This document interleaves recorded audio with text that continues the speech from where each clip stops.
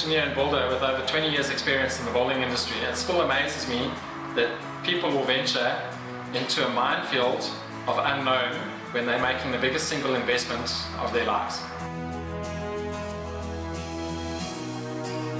Well, you'll only know when you have the wrong builder, obviously, and it's a sad thing when you've actually started and sometimes it's just too far. You've gone too far down the road to actually then try and pull out. It becomes a costly legal process. Well, I think if you see that your builder's not on site every day and his labour force goes up and down, you can see that you're probably going to run into problems with him finishing on time. There's going to be a delayed costs implication, contracts running over time, whether you can take occupation on the date that was originally specified. There's a whole host of things that go with it that could cause problems. Often again you find builders that don't arrive on site sometimes for days on end. You can't get hold of them on the phone, they just disappear. You find, no, he's probably just taken another quick job to go do something else somewhere else, and because you might have a long-term contract with him, he doesn't have a big enough labour force to actually do it, so he just disappears for a couple of days. Very unprofessional, and it also just makes the client wonder if he's actually made the right decision on who he's chosen to do his work. If someone, for instance, cannot get to site on a particular day for any what reason, a simple phone call is all that's needed to say, listen, I've run into a problem, I'm not going to be there today for X and X reason. Honesty up front goes a long way with the relationship down the line.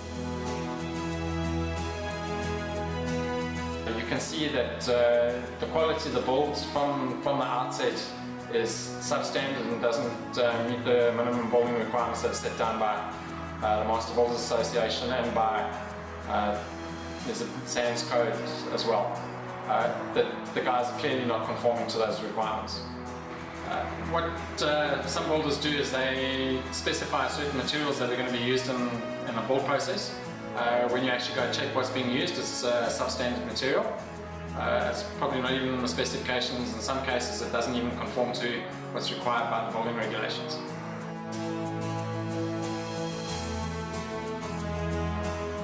A lot of builders, especially the smaller builders that haven't built up obviously a cash reserve, will come in and they come in and give you a fantastic price on a build, but they don't have their own cash flow. So a lot of builders will then come say to you, okay, I need R500,000 up front so that I can start your build process. Be very wary of those builders because you're now trusting someone with your money and there's very little recourse to actually recover your money if he decides that he's not going to build for you. Well, builders often will say, I can build a house for you in 5 months, very well knowing that it's going to take them 12, 14 months. The client has got the expectation that in 5 months' time he's going to be moving in. You might have made arrangements to rent a place for 5 months, and there's obviously now, comes along and he's still got a shop. Often, once they get close to being completion or to completion, they request or demand their last payment. Without completing a snag list, and then they disappear forever. There's no maintenance period that the guy's actually prepared to come back and service or deal with the client's issues and snags, and you can never get a hold of them, never find them, they never return phone calls. So we always suggest trying to retain a small percentage as a retention for a maintenance period, which is normally 3 months, so that you've got some kind of holdover builder.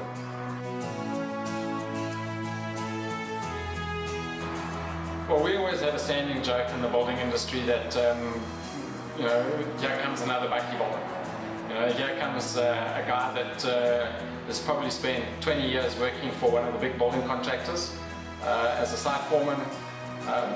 Yes, probably very well educated in the building process, but has no management skills. Typically what we find with the bucky builder brigade is that they have a crew of so-called skilled labour force, for instance, where you've got one guy that's supposed to be multi-skilled.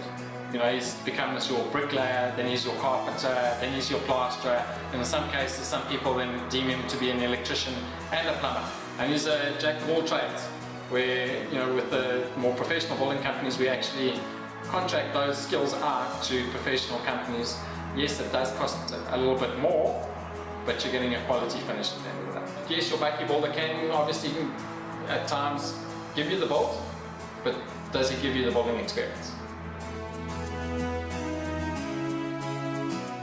You know, we like to try pride ourselves on the fact that a building experience is not a nightmare experience. The building industry is so badly renowned for people taking your money and running with your money, unscrupulous builders, you know, quoting you for one thing, building you another thing. So what we say when we try to give you the building experience is that we take you through the building process so that you understand and feel comfortable when, you know, we build for you. We educate you on the building process as we go along. You know, we involve you in the building process. We like to set up a weekly meeting with our clients in the process of building your home, so that if there's any queries or questions, you know, we can actually then deal with those questions and queries on a weekly basis. It also gives you peace of mind, so that you also understand how we're spending your money, where your money is being spent, and then it's a quality control at the same time on a weekly basis.